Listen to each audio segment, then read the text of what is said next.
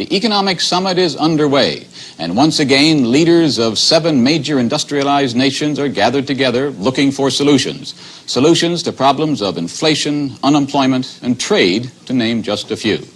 Brian Stewart reports on the arrival of the leaders. It began with a noisy procession of helicopters, bearing the leaders at intervals to the rambling wooden lodge at Montebello outside Ottawa. The first in, Helmut Schmidt, the only veteran of every summit.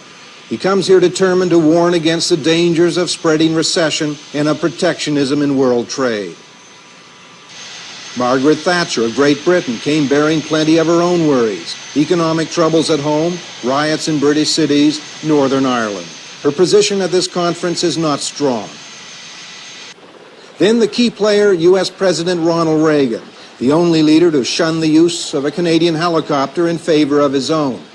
He's ready to counterattack against the complaints of others that U.S. economic policy is self-centered and its foreign policy rudderless.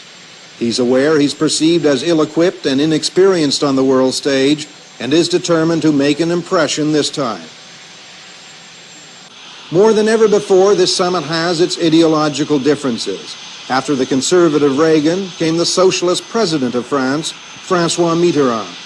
He believes in increasing public spending to fight unemployment ahead of inflation, opposes many U.S. policies, and how he'll get along with Reagan is a major question here. Italy's Premier Giovanni Spadolini, former journalist and professor, is believed to be a closet Ronald Reagan fan, but his influence here will be small. Japanese Premier Zenko Suzuki will be strong on backing aid to the less developed world and is likely to come under attack for restrictive Japanese trade practices. He's expected to make promise of some concessions in this area. The other leader attending, Gaston Thorn, president of the European Communities, would not normally attract much notice, but he arrived in the wake of a bizarre tragedy. Yesterday, the wife of his chief aide killed the aide, then electrocuted herself. Overseeing arrivals, the chairman, Pierre Trudeau.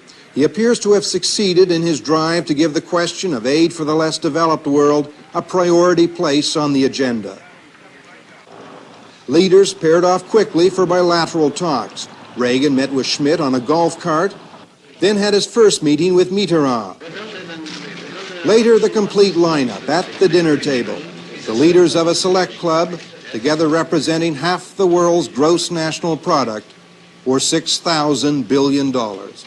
And the summit leaders finally got down to summit business tonight at the table, in the first of 16 hours they'll be spending together in heavily guarded and fairly splendid isolation.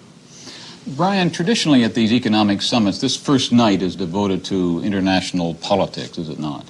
Yes, and it was tonight, Knowlton, and there is a special interest, of course, to sound out Reagan in private. But they all want to talk about problems they have in their minds at the moment, Poland, Afghanistan, and the latest Middle East news, the Israeli raids inside Lebanon. That's going to be very much on their minds.